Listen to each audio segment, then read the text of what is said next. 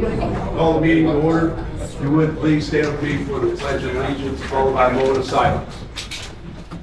I pledge allegiance to the flag of the United States of America and to the republic for which it stands, one nation, under God, indivisible, with liberty and justice for all.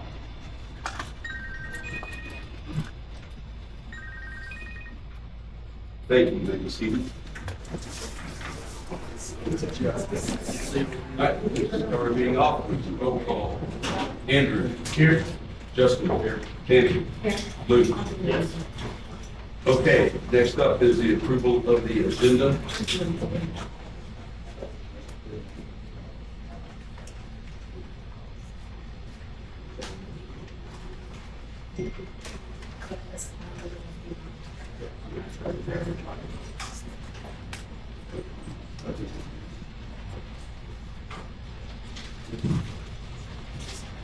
All right, before we get to the agenda, so on the door there was a notice up there. If you wanted to have public comment, you needed to sign up.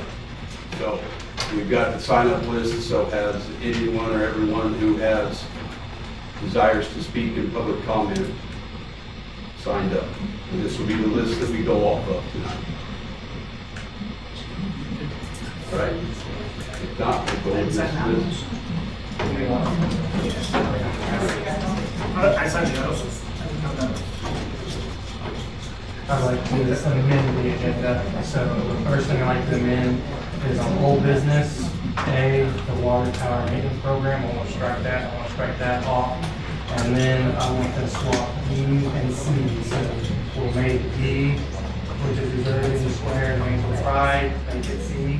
And then move C to D, which is the city property reservation policy. I'd like to make motions to amend it. Motion by Andrew to remove A, water tower maintenance program from the agenda and change places with C and D on the agenda. Got a second from Justin. Vote. Luke. Amy. Justin. All right, all in favor, so the motion carries. Next up, we have closed session. So we will break for a closed session, go over legal. We need a motion to do that. We will come back into regular session. I'll make a motion to go into closed session for legal statute 610.021.1. Motion by Andrew, second. Motion by Andrew, second by Luke. All in favor? Luke? Yes. Tammy? Justin? Yes. Andrew? Yes.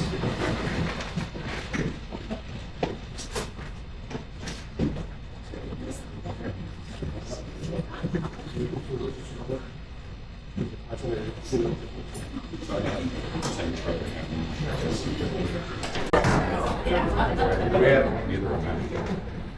motion by Andrew to come back into general session, second by Luke. Tammy? Luke? Yes. Justin? Yes. Andrew? Yes. All right. Thank you. So, next item on the agenda is approved minutes from our last meeting. If you've had a chance to read them, if not, please do so. Make a motion. All right. Motion by Justin to approve minutes from the last meeting, second by Tammy. Vote. Andrew? Yes. Justin? Tammy? Yes. Luke? Yes. All right. It's approved. All right, next up, police chief report. Nothing to report? Thank you. Public Works. Okay. As the council knows, we don't have the mini X anymore. I would like to get approval to get a thumb for the back of it. It'd be $3,250. And we can split it between the departments. And that's them installing it, then I put it on. That way we can continue with the fire truck. Any questions? No, I mean, once we have the money to do it, I'd say so. Yeah, they went and looked at the line item budgets, and they're split it between the three departments that would be doing it. And we'll split that cost out between them. I'll make the motion. Motion by Justin, I'll second it. second by Andrew. Luke? Yes. Tammy? Yes. Dustin? Andrew? Yes. Anything else? No, that's it. All right. Others?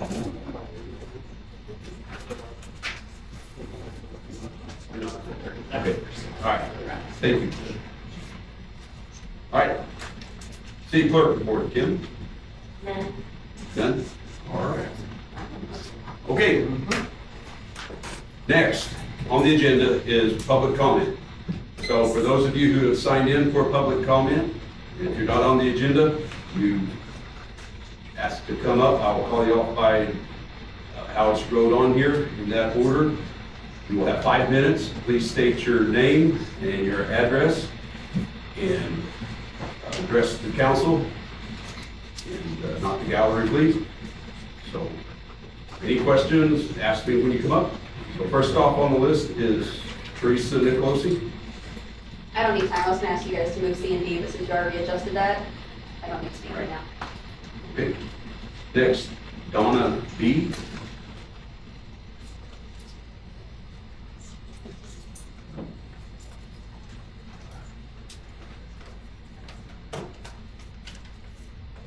Hi, my name is Donna. I live in Ava. I'm here today not just as an ally, but as a family member. Pride is personal for me. When people ask why Pride events are important, my answer is simple: because they save lives. I have a family member who is part of the LGBTQIA+ community. Someone I love deeply. Someone who should have been able to grow up feeling accepted, valued, and safe. Instead, they face bullying, judgment, and rejection from people around them. Not from their family, but from others who made them feel like they didn't belong. There was a time when I almost lost that family member to suicide. Those words are difficult to say out loud. The fear of getting a phone call that your loved one may not be here tomorrow is something no family should ever experience. Watching someone you care about struggle to believe they are worthy of love and acceptance is heartbreaking. That's why Pride matters. Pride is not about celebrating a person's sex life. Pride is about celebrating survival. It's about creating a world where LGBTQ+ people know they are seen, valued, accepted, and loved exactly as they are. The reality is, LGBTQ+ youth continue to face alarming mental health challenges. According to Trevor Project's 2025 national survey, 36% of LGBTQ+ young people seriously considered suicide in the past year, and 10% attempted suicide. More than half of those youth between the ages of 13 and 17 reported being bullied. Those who experienced bullying were significantly more likely to attempt suicide. Those are the ones that have come out. Think about that for a moment. Acceptance saves lives, support saves lives, community saves lives. The difference between life and death for some young people can be as simple as hearing someone say, "I see you, I accept you, you belong here." That is exactly what Pride provides them. I also want to address something that is often misunderstood. Being LGBTQ+ is not about religion. People of many different faiths, and people with no faith at all, can be LGBTQ+. Sexual orientation and gender identity are not religious beliefs. They are part of who a person is. Pride doesn't ask anyone to change their religion or abandon their values. It simply asks that we recognize the humanity, dignity, and worth of every person. At its heart, Pride is about the people. It is about creating a community where no one feels so alone, so rejected, or so hopeless that they believe suicide is their only option. I stand here today because my family member survived. Many others do not.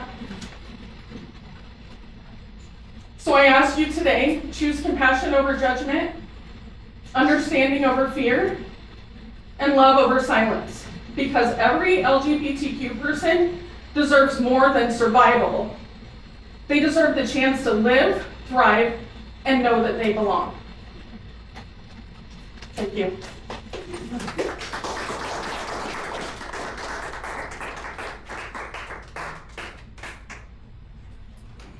Get this right. Daniel Walker. Daryl Mike. Thank you for letting me address you. I'm from Mansfield, Missouri. I am a Christian, and I don't believe God makes any mistakes. I'm also going to introduce the fact I am a candidate for the House District 141. I'm a Democrat, so I'll let you already know that before you know where I stand. My campaign slogan is fight the four-letter word F. That's fear. I see it right here. You guys are afraid of people you don't understand and deal with it. And that's not a reason to reject it. There's no legal basis that I know of that you guys can stop from having an event. I was an alderman in Mountain Grove. I know sometimes you have to make tough decisions. Decisions that aren't very popular. But you have to make right and legal decisions sometimes, whether it's popular or not. In this case, I think you guys made the wrong decision. I hope you will correct it. Thank you.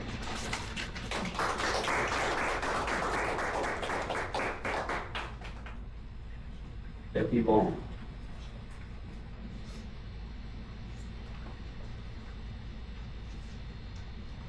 First, thank you. My name is Becky Long. First, thank you for allowing me to speak. I come today as a mom of 7, 3 of which are from hard beginnings and abuse. I married into this community. My husband grew up here and graduated from Mansfield schools. Upon graduation, he served his country along with his family by his side for 20 years. We bought the family farm due to dreams of raising a family here. I have been part of Wilder Day planning, vision committees, and maybe even the chamber. I come to you because something hit my heart hard. On June 9, 2017, it should have been celebrated. That was my husband and my anniversary. Instead, we were trying to comfort one of our children because Jasmine Nate Riddle was taken too soon due to suicide. They identified differently than the community norm. They suffered daily bullying, ridicule, lack of resources, and acceptance in our community. This should have shaken our community.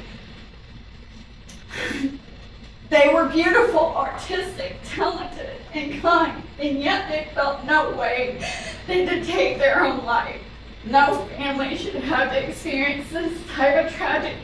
This is why I stand up, because I have 3 girls from abused backgrounds that nobody should know about. And this is why it's so important to me. Thank you.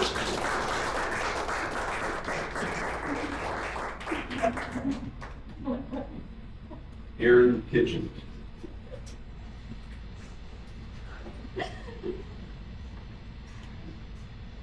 Good evening. My name is Aaron Kitchens. I live in Springfield. I have the honor of serving as the executive director of the Plus Center. While we're based in Springfield, we strive to serve all of Southwest Missouri. Nearly every day, we receive a call, an email, a walk-in visit from an LGBTQ plus person or the parent of an LGBTQ plus young person or teenager who lives outside of Springfield. From Annette to Ava, from Nevada to West Plains, and of course here in Mansfield. Often people are asking about resources in their own communities. They want to know where they can find support, where they can connect with others, where there is anyone nearby who understands what they're going through.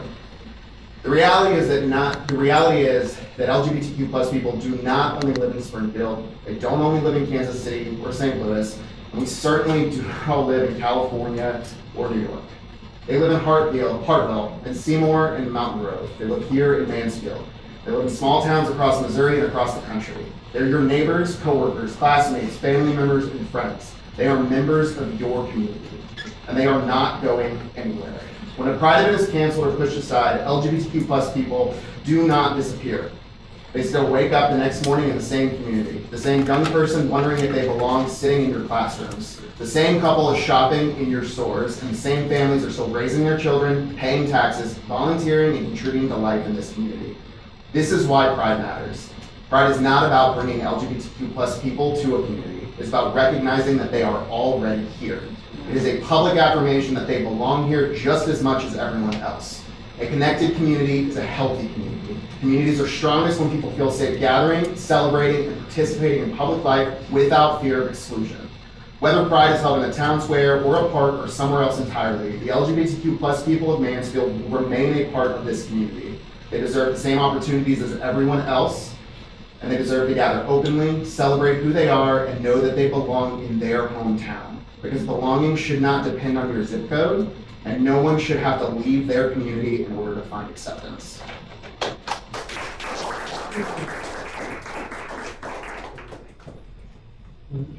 Courtney Cook.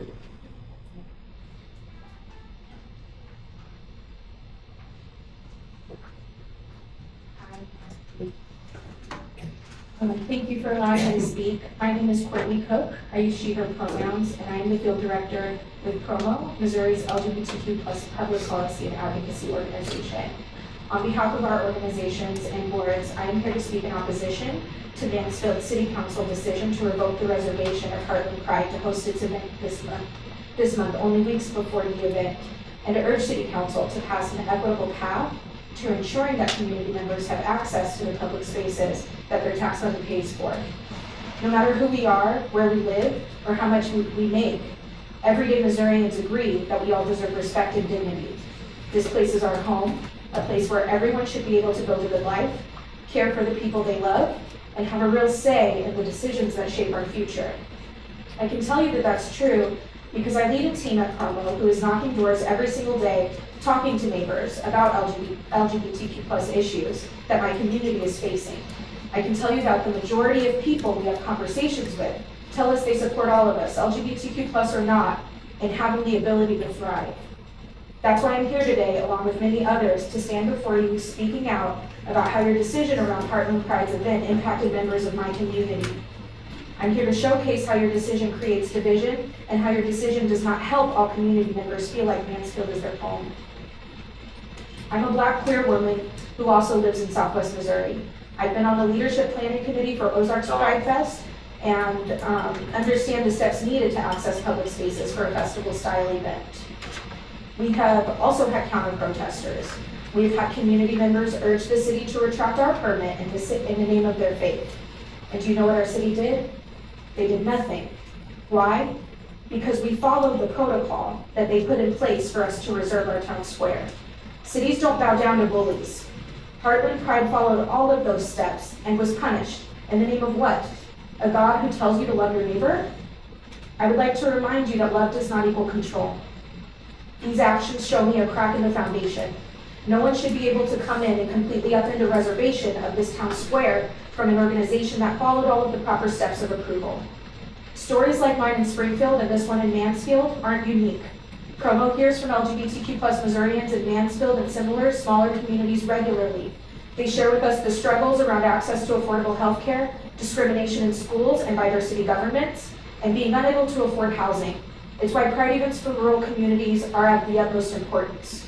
Rural Pride events are lifelines for LGBTQ plus Missourians who do not have visibility in the community around them. When access to public spaces is denied or restricted, it raises serious concerns about who is being welcomed into civic life. The City Council did nothing to support an event that already received approval to proceed. No help in finding a suitable alternative spot, no offer of a different day for the reservation, no helpful communication until this council was pressed for answers. The Mansfield City Council disrespected its LGBTQ plus community members with its decision, plain and simple. But now you have an opportunity to make a different choice. You have the opportunity to ensure that Heartland Pride is allowed to continue reserving public spaces, to create a place where all people are welcome. To my LGBTQ plus friends and family in this room, in Mansfield and Ava, Seymour, Hartfield, and Norwood and beyond, you are not alone. Across our state, people are joining forces to show that we stand united and that we can demand better for our future. I hold signatures of 300 Missourians who support Heartland Pride and our community's right to be seen, heard, and valued. 300 Missourians who are watching right now and demanding that Mansfield City Council chooses to do better by respecting us, by respecting our values, and doing your jobs. I'd like to give a big thank you to every single person, ally, or LGBTQ here today. Thank you.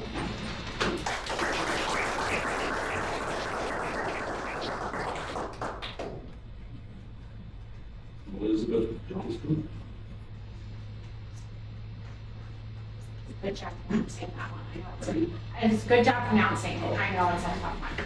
So, hi, my name is Elizabeth Johnston. I use she, her pronouns. I'm the executive director of PFLAG Springfield Southwest Mo, and I currently live in Springfield. PFLAG is an organization that provides support, education, and advocacy to the LGBTQ+ community and those who love them. I am proud of the community that we've built, made up of LGBTQ+ people, as well as parents, grandparents, siblings, friends, and others who have LGBTQ+ people in their lives. In everything we do at PFLAG, we lead with love. We have folks who join us from every corner of Southwest Missouri, from Joplin and Carthage to West Plains and Alton, and yes, Mansfield, and everywhere in between. I proudly represent PFLAG members across the region. LGBTQ+ people, including trans people, exist everywhere in this state. The policies you make have the potential to harm or help real people who live and work and go to school and shop right here in Mansfield. I also want to speak to you today not just as a representative of PFLAG, but as a community member and a neighbor and as a parent. I'm a person of deep faith in the life and teachings of Jesus of Nazareth, and I try to follow the commandment that he said should come before all others, that you love one another. Part of loving one another means that I try to believe in the best of my fellow humans. I assume positive intent. I want to believe that your intent is not to encourage middle school boys to take things a step further into violence, that your intent is to not harm your LGBTQ+ members of your community. I want to believe that your intent is not to make kids and teens and young adults and elderly people from this town feel like they do not belong here, that they are not beloved. I can't know your intent or the inner workings of your minds. I don't know if by excluding citizens, taxpayers from a public place, that your intent was to hurt them or to encourage a small minority who believe they can legislate their interpretation of scripture on everyone else. That may not have been your intent, but it is your impact. Not allowing all people of all backgrounds to book public spaces based on prejudice and bigotry and hatred will result in harm. Your impact will be complicity in the emotional and physical harm of human beings, citizens of this town, beloved children of God. I ask that you think about that as you consider a more fair and equitable reservation policy. I added this part, so it might not be as good, but earlier, you heard from Donna, who shared some really sad and scary statistics about LGBTQ+ youth and suicide. And so I wanted to share just one hopeful statistic with you. That same study showed that one supportive and affirming adult in that youth's life, one, could reduce that suicide risk by 40%. So I'd like you to imagine what a whole community could do. And to the LGBTQ+ people in this room, whether you're here to speak up for our community or perhaps you're sitting in discomfort and pretending you're someone else, please know you are loved. You are loved by me, by this community, and by your Creator, however you choose to interpret that. Please don't let anyone, especially not some of the misguided folks in this room, let you believe in you.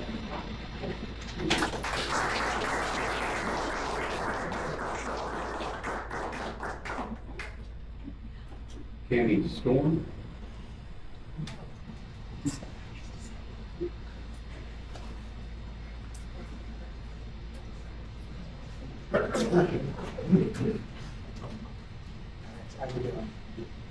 My name is Candy Storm. I use she, her pronouns. I'm the founder of Just Another Human in West Plains, Missouri. The reason I'm here tonight is because I have some questions in my apparently so do many others. Do public spaces belong to all of us or only some of us? That question seems especially relevant here in Mansfield. Public parks, public squares, and public buildings are not owned by one church, one political party, or one social group. They belong to the public. They belong to every taxpayer, every family, every child, and every citizen. The Constitution does not promise liberty only for the majority. It protects the rights of the minorities precisely because majorities already have power. I have another question also. Who decides which groups are welcome in public spaces and which groups are excluded? If one group can gather because those with power agree with them, but another group loses that opportunity because people dislike who they are, then we no longer are treating citizens equally under the law. When someone accepts public office, whether elected or appointed, they take on a responsibility larger than themselves. Their duty is not to represent their friends, their church, or the wealthiest or the loudest voices in their town. Their duty is to serve every citizen under the Constitution of Missouri and the Constitution of the United States. Public office requires fairness, neutrality, and equal treatment under the law. The question is not whether or not you agree with crime, religion, politics, or any other viewpoint. The question is whether our public spaces truly belong to all members of the public or just certain members of the public.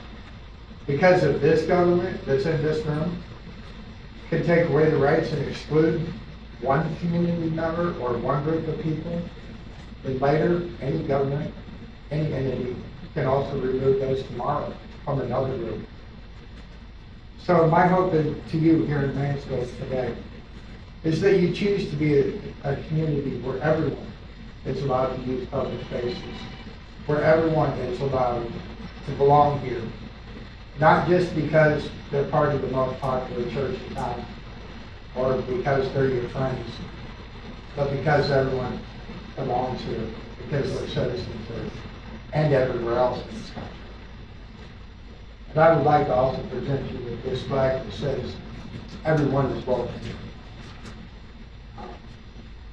Like I said, you're on authority, take it, but I'd like to leave that with you just in hopes that in the future, that if you would look at that, say, just remember that everyone does belong here, not just according to our opinion, but according to our Constitution, not only the one that governs these United States of America, but also the one that governs Missouri itself. Thank you for your time. Thank you.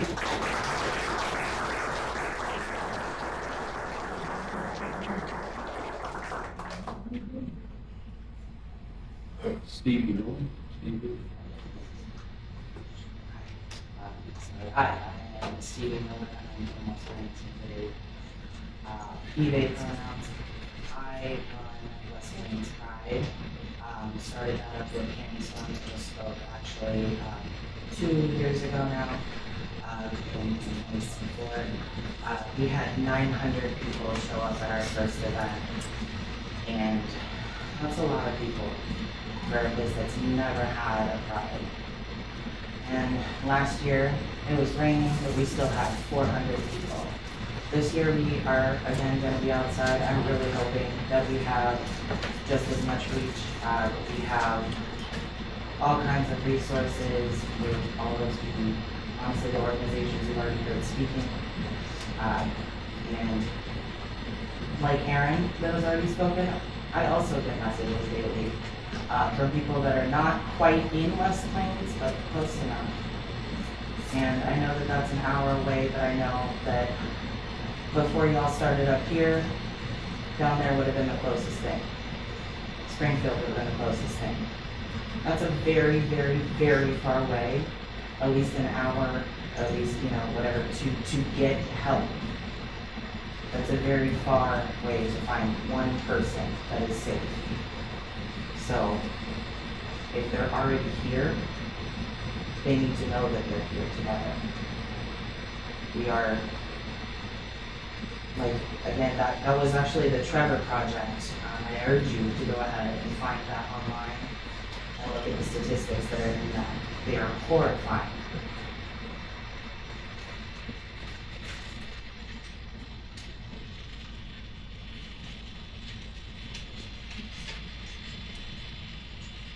I just ask that you take in mind that we are here and we're here already. And isn't going to stop people being here to say they can't do things, but it is going to make their lives harder. That is the very definition of discrimination, and it doesn't matter if it's coming from a place of Christian love. Thank you.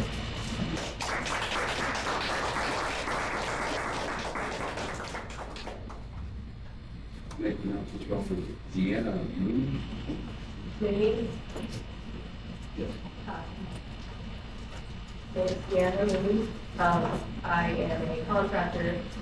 Thank you for having me here. I am in Seymour. I'm a transplant from another state. I don't have a prepared speech, but I just felt urged to be here to kind of stand up for my town's traditions. I moved here from a town that's very accepting, we should say, the northeast area. Saw the town go downhill for a lot of reasons because of the acceptance, and my sister is actually on the opposing side, and I love her very much. My family loves her very much. She came out to me. I am a female contractor, and if I was in my industry and I was younger than I am, I would be urged and told that I should be on, I should love women, I should be normal because I like guy things. I work on my vehicles, I work on houses, I do construction maintenance. I actually fixed a vehicle in the Mountain Grove Ace Hardware store in a room full of men. I was the one that fixed the vehicle. And I like the fact that I can do that that I have those things, but I also love the fact that I'm feminine. And I love men. I guess you would consider me straight or cis if I was in the other side. My family members, I come from a family of LGBTQ plus members, and I am also very strongly Christian. And I do believe that there are certain towns where if you have values stated in the town, just like America, we were based and stated in God we trust and Christian values. I moved from a place that wanted to be away from Christian values, so I moved away. I thought that it was my choice to move to a place where they agreed with my values. My family comes from South America, and we came here legally. We went through the whole process. It took a really long time, 40-some years ago. But again, we came to a place where we wanted to have values reflected of what we have. And it's not about hatred, and it's not about accepting. I love my sister, I love her wife, I love her family. I accept them as they are, and it's not about hatred in any way. I still tell her every day, I love you, but I don't agree with your values.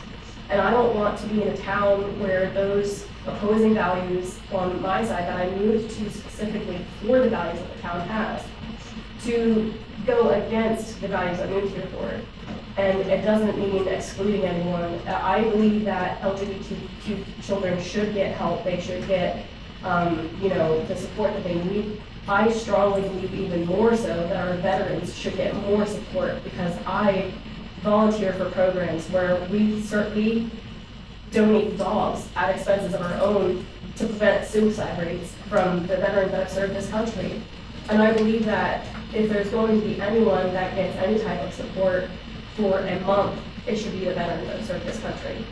Every day I commute to Springfield for work because that's where the work is. I go to the place where I can get business because that is where I'm, gonna stay busy. I don't get much work here because it's a small town. And that's just kind of the agreement that we have in this area is we're in a small town. There's not a lot of, luxury houses being built. We're all farmers. We're all poor. We play in the dirt. We get down and dirty. But I love this town. I love the values it has. I love the traditions it has. And I would hate for it to be something that is not according to its values, because that's what it was founded on. I know hate, but I appreciate your time. Thank you.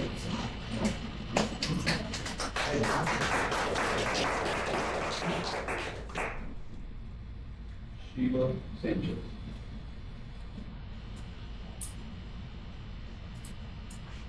My name is Sheila Sanchez. I'm in Mansfield, and I'm going to I more have questions because I'm trying to understand some things, not questions of you, but questions of the organizer of the event. I do remember in the last council meeting, she stated that there were several clergy people that were in support of their group.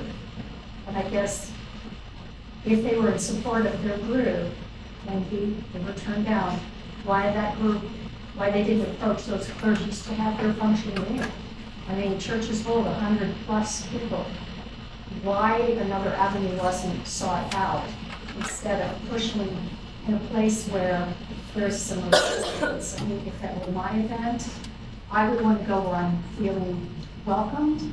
If that event were that important to me, I would look for alternatives instead of trying to push in a town that, as the other young lady said, didn't share those values. And I just don't understand if we have other options why we haven't pursued those. That's all I wanted to know.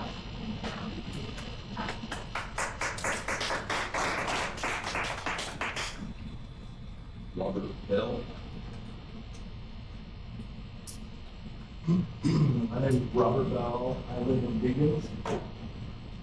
And I'd like to address the opposition to local pride events and some behaviors of profession Christians that I've witnessed from my perspective. I grew up in a legalistic religion that had us children walk the streets, knocking on doors with pamphlets condemning the homeowners to hell if they didn't accept our misinterpretation of the gospel. It's a religion that I won't name, but it teaches that they're the one true remnant church, and its duty is to pull everyone out of Babylon, including other denominations. We did this several summers until I was old enough to refuse. It was very uncomfortable and shameful is how I felt in those experiences. And not one person came to be a member of our church during that time. I've recently witnessed a lot of condemnation toward members of our community from the local Christians in many ways. One of those being using scripture to condemn them as if the community as a whole was their church, which it's not.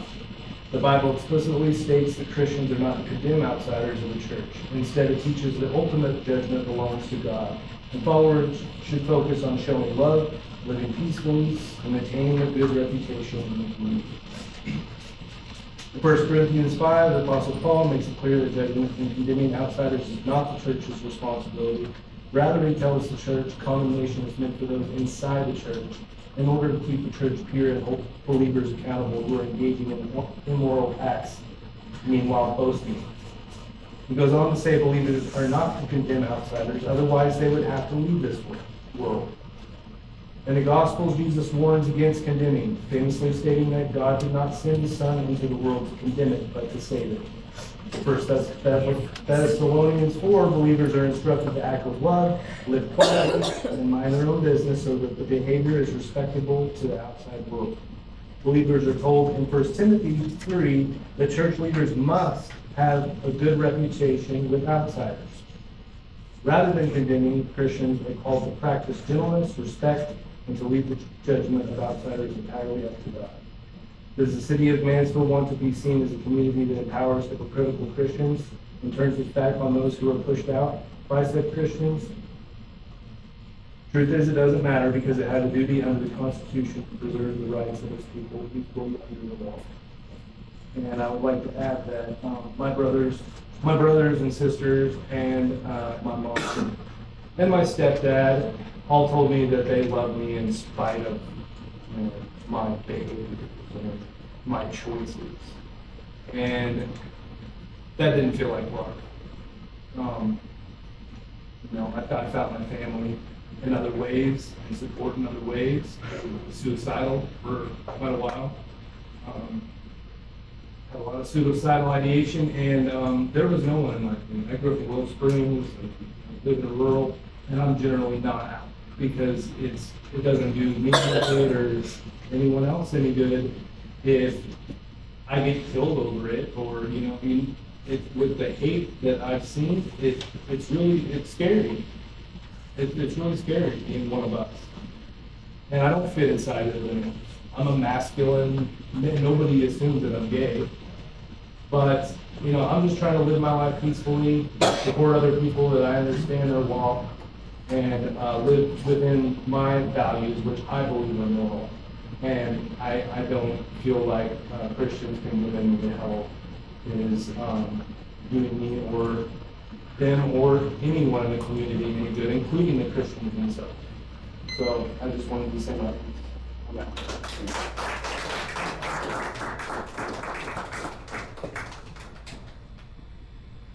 Code of law.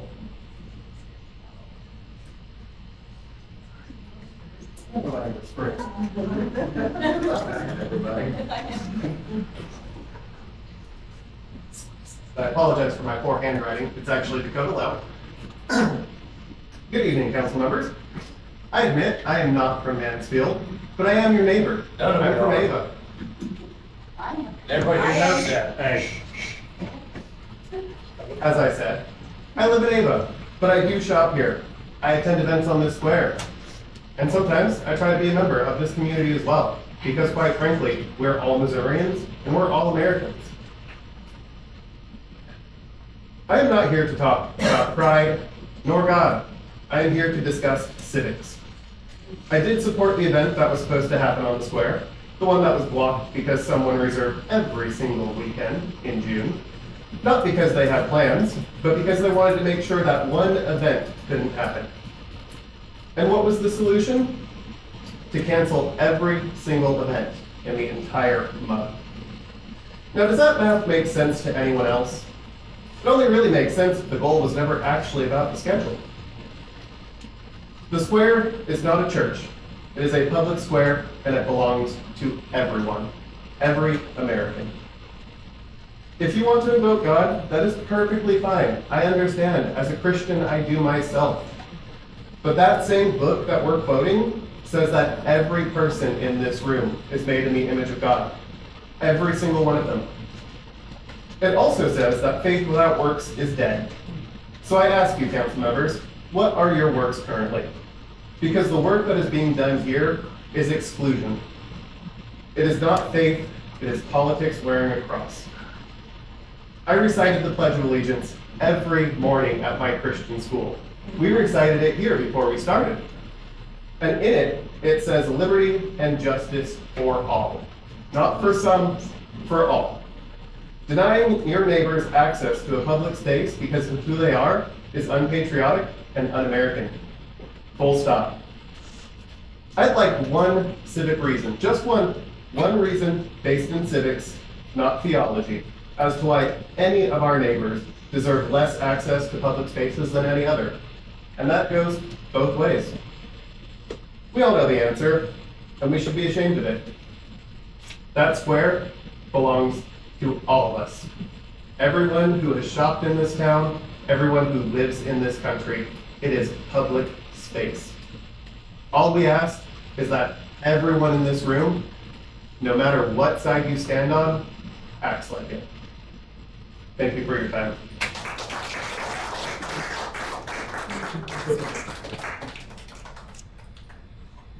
Jeff Wyman?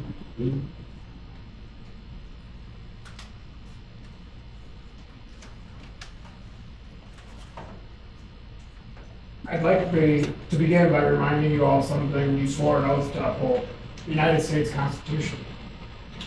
When this event was canceled, many citizens believed the oath was forgotten. The city's explanation has changed repeatedly. First, it was a scheduling error. If that's true, where's the documentation? Where's the records? Then we were told an employee responsible for those records took them home and never came back. Those are public records. You guys have a duty to protect and preserve them. It's not just an administrative error. It's a crime if those records had existed and they left. Citizens have every right to ask how records simply disappear. Next week, we're told there is no policy governing the use of the square. The square is 144 years old. What have you guys been waiting for? The Pride event had documentation, it had communications, they had evidence supporting their reservation, including communications from you, Mr. Mayor. And yet, instead of transparency, the public received conflicting explanations and shifting stories.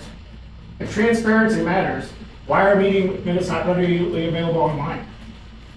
Why are you guys not broadcasting this on YouTube so everyone can see it if they can't attend?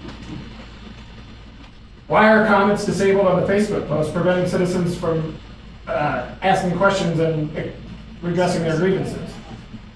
You cannot demand public trust while withholding public accountability.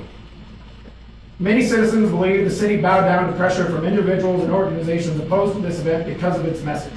The lack of transparency has allowed that perception to continue to grow.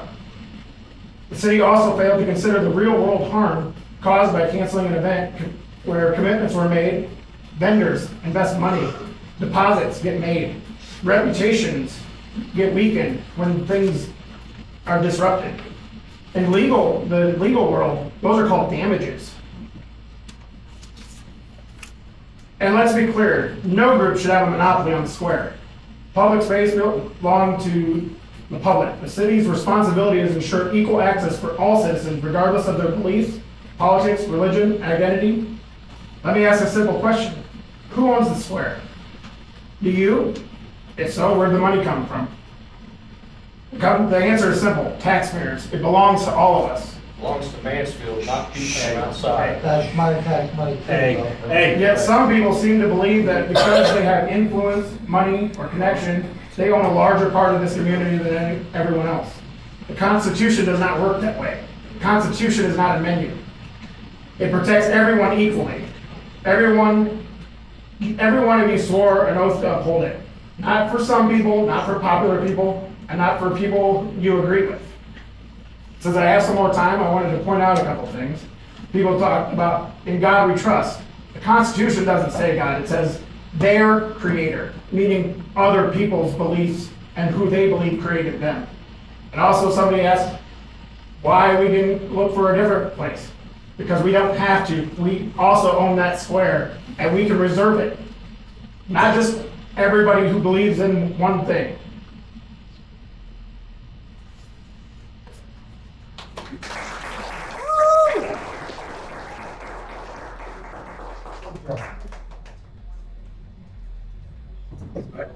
This time, public comment is now closed. This meeting will consist of discussion, council, and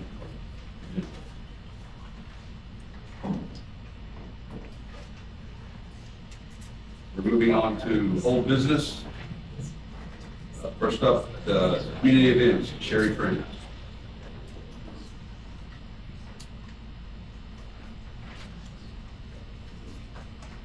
I'm not on the side. I give my time to this community. Well, all of you guys, we water every night, pour money into that square. So everybody that's here, I invite you guys to get out and help. Not just me, Tammy, Sissy, Marbe, and the Dodd family. Because it is our town, it is our square. I'm not here to fight them. There's been some things that really upset me. It's my community. I live in Mansfield. I live in the city limits. Okay. I know we're writing a new policy for the square. I'm on the farmers market committee. I'm affected by my farmers market's affected by whatever future decisions we make. So I just want to talk about the importance of town squares and community events. Town squares and rural areas serve as the heart of all communities. In historical downtowns nationwide, they host local civic, social, and economic events. The surrounding streets are lined with locally owned businesses. Those squares are like ours, and they are home to memorials, gazebos, and a central park area, which is what our downtown area is, and we also have a very nice recreational park. Most of our parks are just like ours. They have mature trees, benches, and they often have some public art. We do have some public art on our buildings. Most public squares and/or parks host gatherings such as holiday parades, seasonal farmers markets, car shows, and weekend festivals.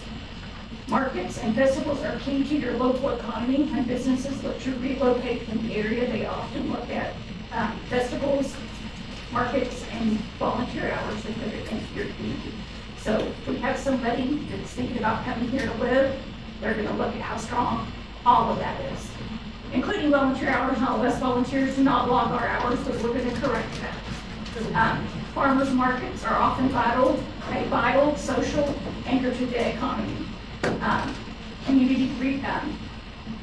Research shows that farmers market, that every dollar spent at a farmer's market adds nearly $50 back into your local economy, because as people go into restaurants, hardware stores, and other local businesses in your area when they come to town shop those markets.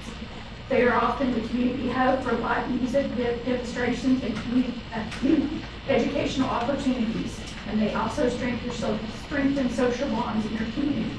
Music is also a vital part of all communities, for the same reasons that farmers markets are. Public squares and parks serve as vital third-party anchors in communities.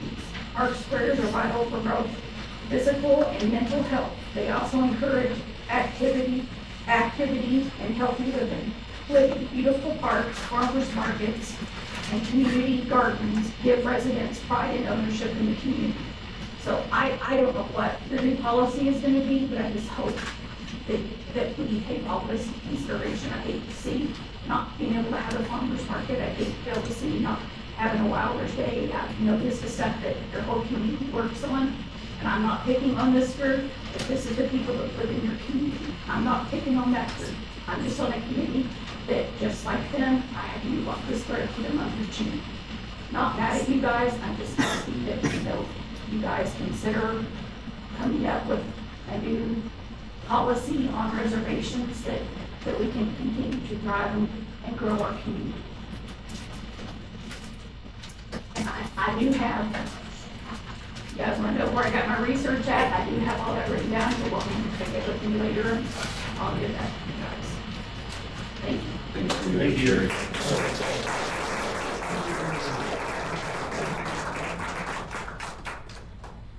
Next, reserving the square, Mansfield Pride.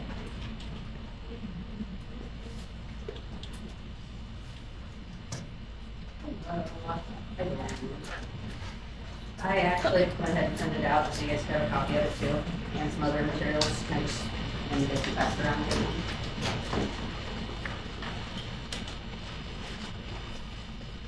I want to thank everybody who spoke on this side, and everyone who spoke on this side, because civic engagement is important and it's part of our community, so thank you, everyone.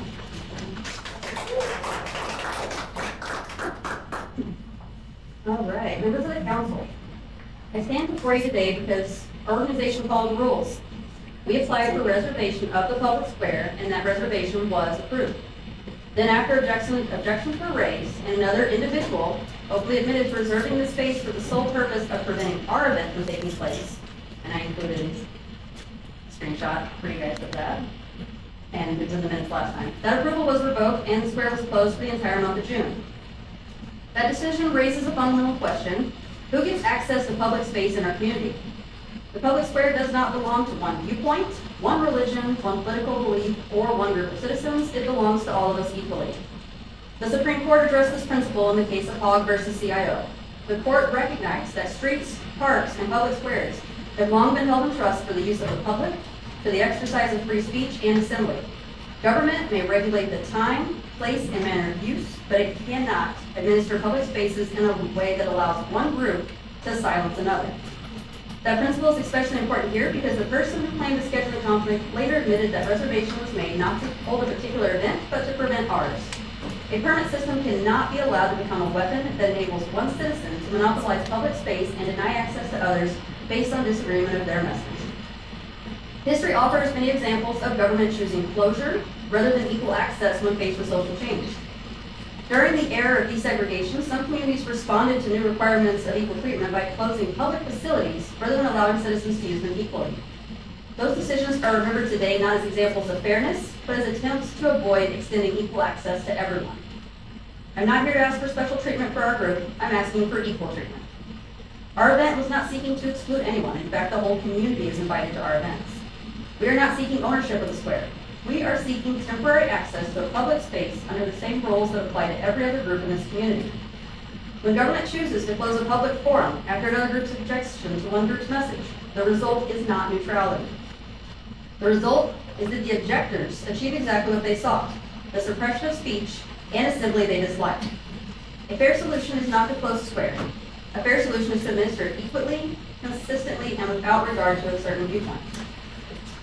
The residents who support Pride are citizens of this community and our neighboring communities, whether they're from Ava, or Mountain Grove, or Norwood, or Seymour, or Diggins. They all spend time here, they all come to Wilder Days, most of them, and to our other events. They fill up the gas station, they even, if they're rural, have kids that go to this school. We pay taxes, we volunteer, we raise families, we operate businesses, we even attend churches here and contribute to the life of this town. We are entitled to the same access to public spaces and the same constitutional protections as every other resident.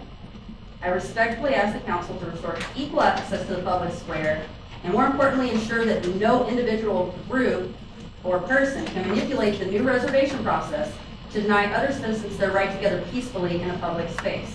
That's why I wanted to speak to you guys before you made your decisions. I included examples of how one group specifically wanted to reserve every day of June to prevent our event, and I just want to make sure that whatever you guys put in place takes that into consideration. Thank you.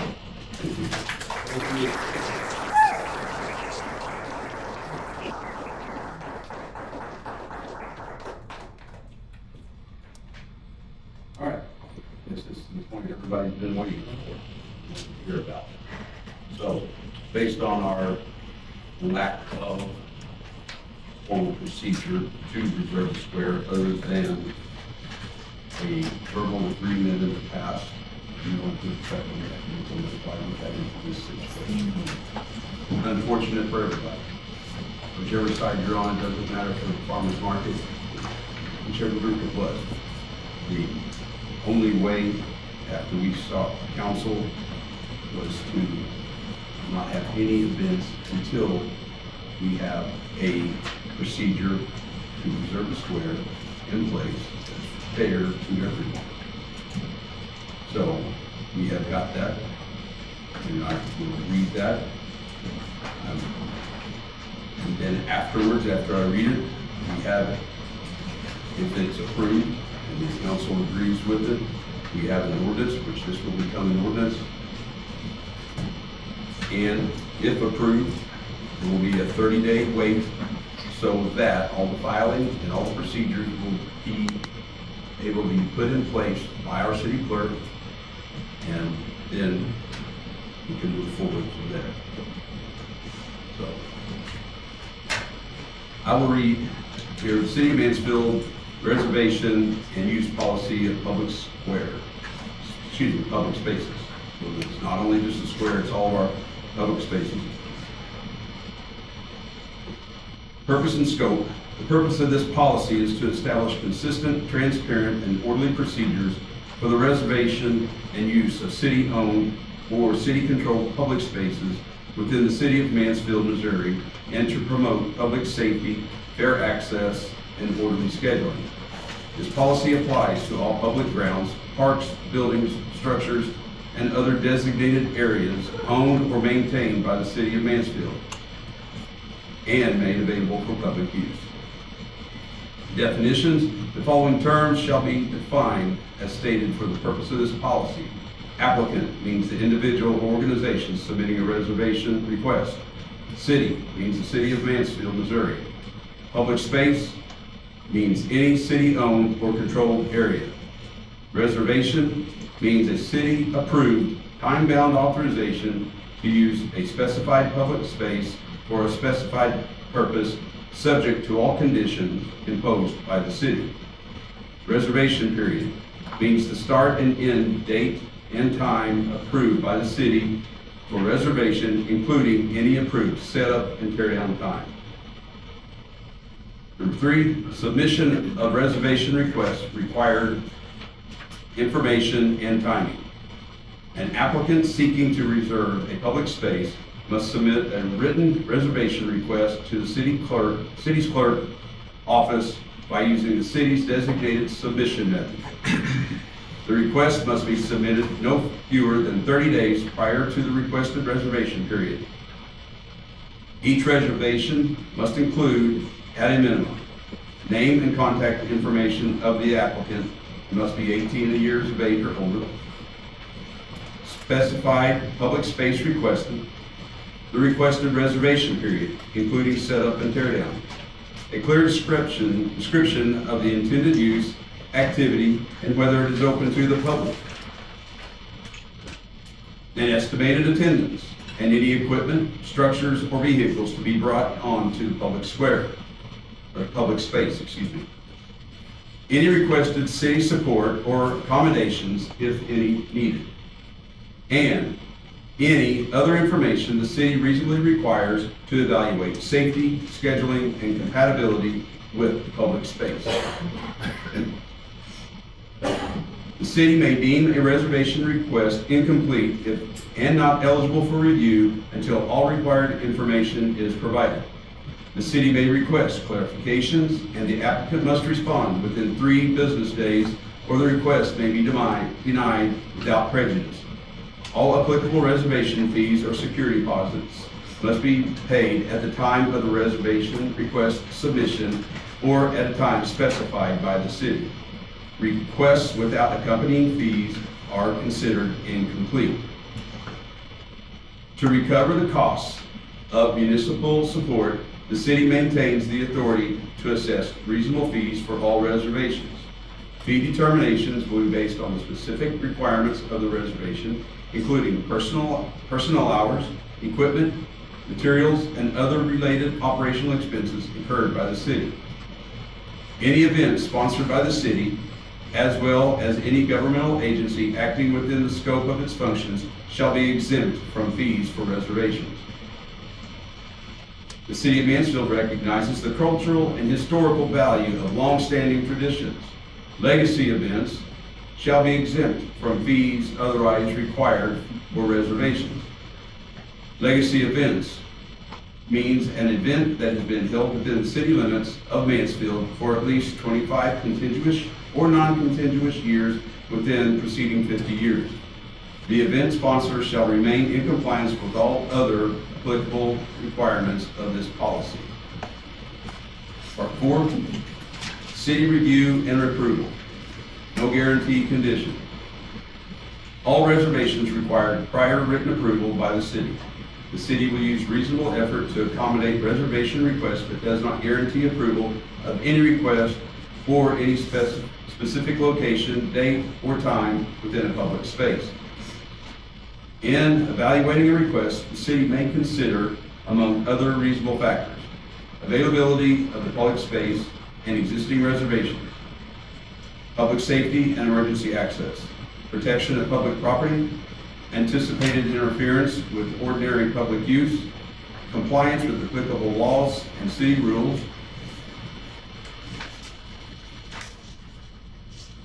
and the applicant's prior compliance history with city reservations, policies, ordinances, and code of conduct, if any. Prior failure to hold an event without a cancellation of the reservation. A reservation is not effective unless and until the city issues a written approval identifying the approved public space, reservation period, and any conditions. Any verbal statements are non-binding. The city may impose reasonable, content-neutral conditions upon any approval, including conditions relating to hours, access routes, placement of equipment, cleanup, noise, liability insurance, protecting of landscaping or fixtures, and other operational requirements necessary to protect the public and the public space. Approvals will be determined and decided by the mayor or the mayor's designee. However, review and approval by the Board of Aldermen may be required if the event meets any of the following criteria. Expected attendance exceeds 40 people. The required reservation period requires multi-day or recurring closures of a public space, requires significant city support or accommodations, will likely disrupt nearby residential or business districts, or the event significantly interferes with the public's use of right-of-way or public streets. The mayor or their designee reserve the right to refer any application for the reservation of a public space to the Board of Aldermen for final review and approval if, in their professional judgment, the event or use presents unique operational challenges or exceptional community impact.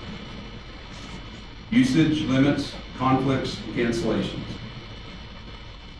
To ensure equitable access, following limits apply. No single reservation shall exceed 72 hours in a 30-day period, including setup and teardown, unless the city expressly approves an exception in writing based on demonstrated public benefit and scheduling feasibility.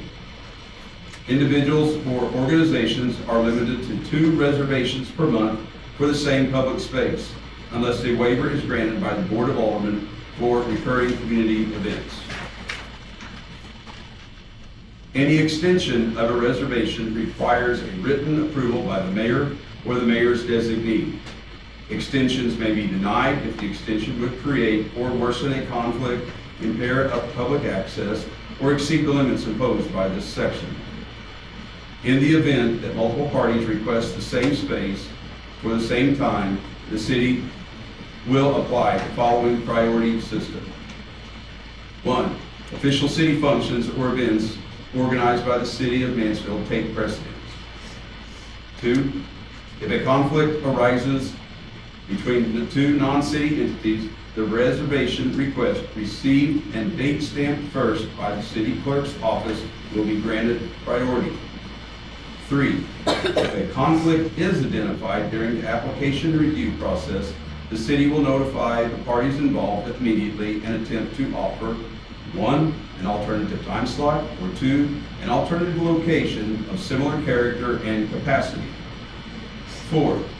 In field disputes, if the event of an unresolved dispute during an event, the city reserves the right to have a city official or law enforcement officer determine rightful occupancy based on the city's reservation record.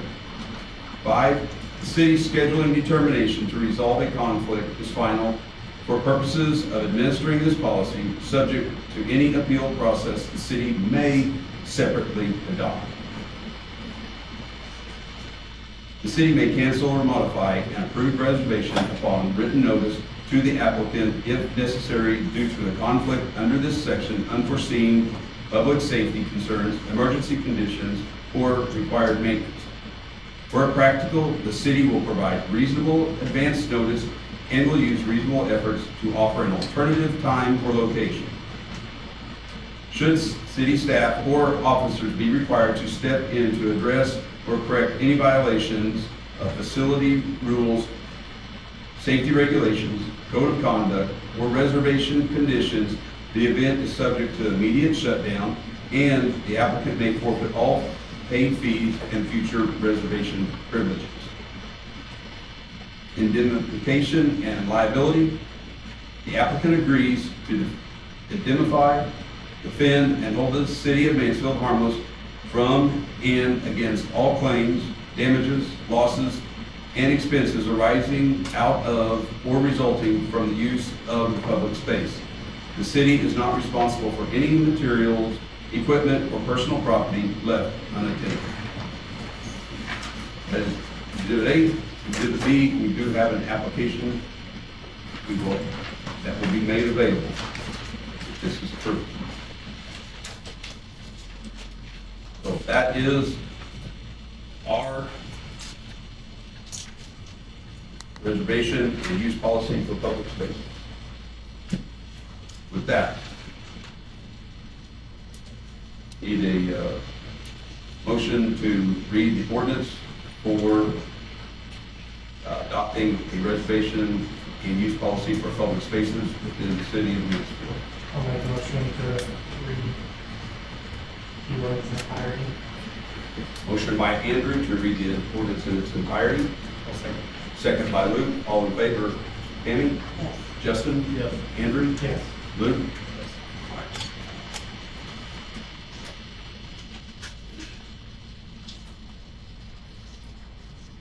An ordinance adopting a reservation and use policy for public spaces within the city of Mansfield, Missouri. Whereas the city of Mansfield, Missouri owns and maintains various public parks, pavilions, town square, and community spaces for the recreational, social, and cultural benefit of its citizens. And whereas the Board of Aldermen recognizes the need to balance the public's right to access these facilities with the necessity of maintaining order, safety, and the structural integrity of city-owned property. And whereas the lack of a standardized reservation policy has previously resulted in scheduling conflicts, inconsistent enforcement of rules, and uncertainty regarding the responsibilities of facility users. And whereas the city desires to provide transparent, equitable, and efficient process for both residents and organizations to reserve public spaces for community gatherings, private events, and organized activities.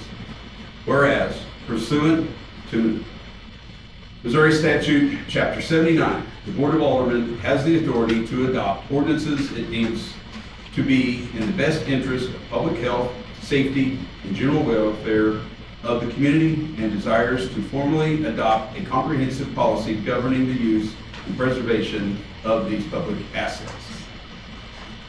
Be it ordained by the Board of Aldermen of the City of Mansfield, Missouri as follows. Section 1.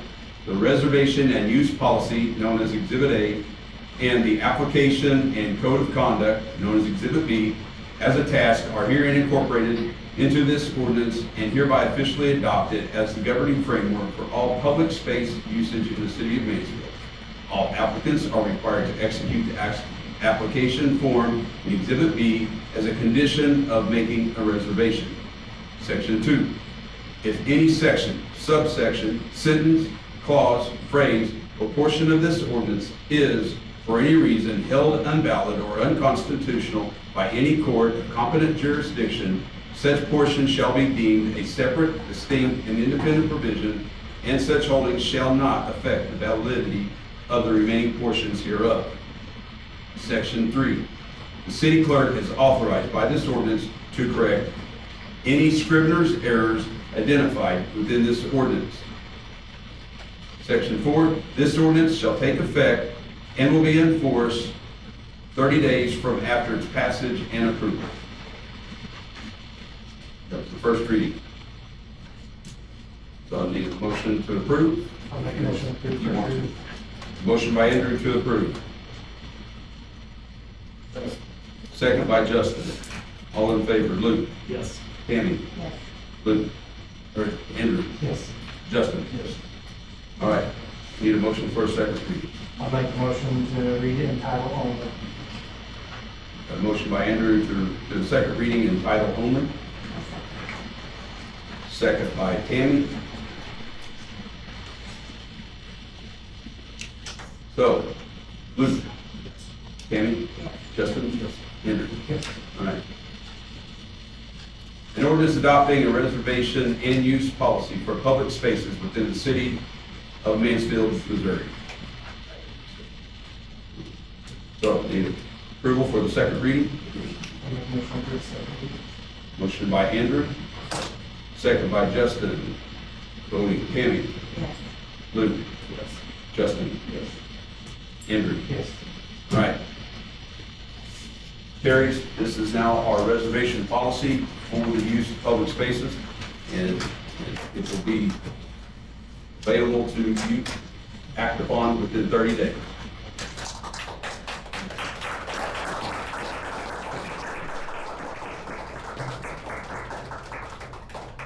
Okay.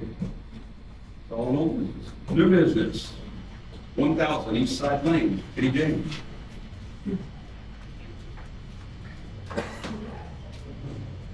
As long as you know, I've been a businessman in Mansfield for 20-some years. But recently, the trucking business is getting bigger and bigger. We're looking to grow. And didn't know, I spoke with a couple about the facility down where the tires and all that is, and it's cleaned up and stuff. So just seeing what the city has to offer for new business coming in. Looking at possibly Grisham. Grisham's too, I talked to Rick Grisham, not bad. And, just, we're running about 18 over the road trucks now. Looking to put maybe a 3-4 day shop in, an office complex, just to run it out of there. That, I'm saying, anything, not on the table, but that in a real estate, we would have to do that in closed session.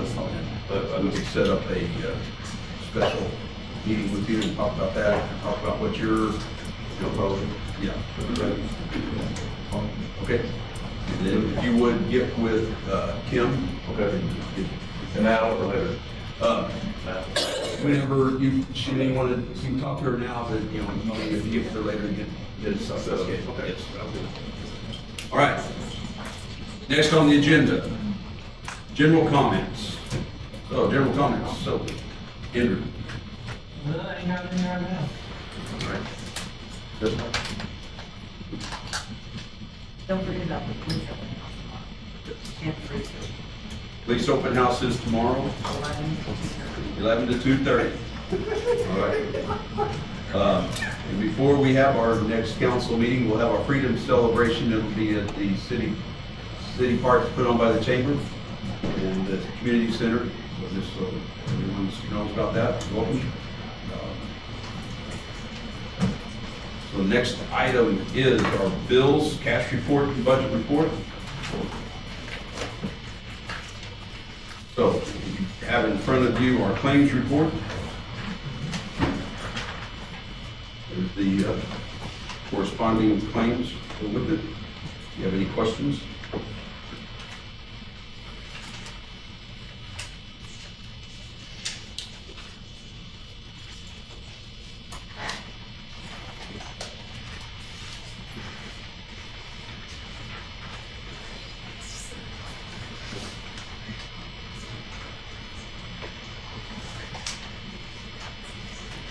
And if there are no questions, I need a motion to approve the claims report. I'll make a motion to approve the claim report. Motion by Andrew, second by Justin. Luke? Yes, Tammy? Yes. Justin? Yes. Andrew? All right. Motion carried, claims report. Just kind of got a cash report in front of you there, if you want to look at that, if you have any questions from there. If not, I'll just do a quick rundown of the budget.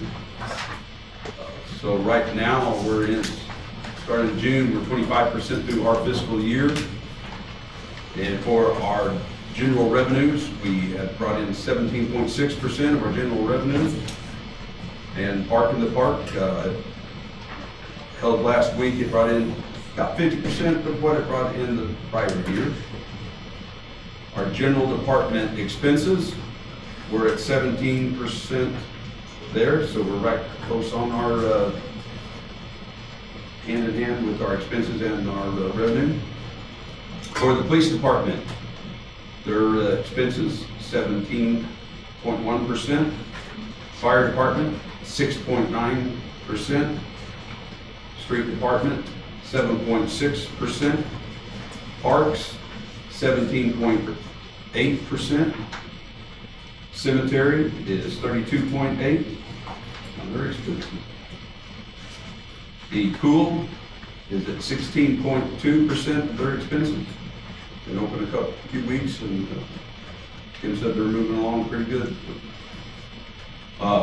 Rural fire department expenses 15.2%. Electric fund revenues were at 23%. Our expenses are at 10%. The water and sewer fund revenue is at 18%. Water expenses are at 9%. Sewer expenses are at 11%. That is a summary of our budget, where we are on that percentages. So, nothing else. That brings us to adjournment. Make a motion to adjourn. Motion by Andrew to adjourn. Second by Tammy. All in favor? Andrew? Yes. Justin? Yes. Luke? Yes. All right. Thank you all very much. Have a safe evening going on. Thank you. Thank you.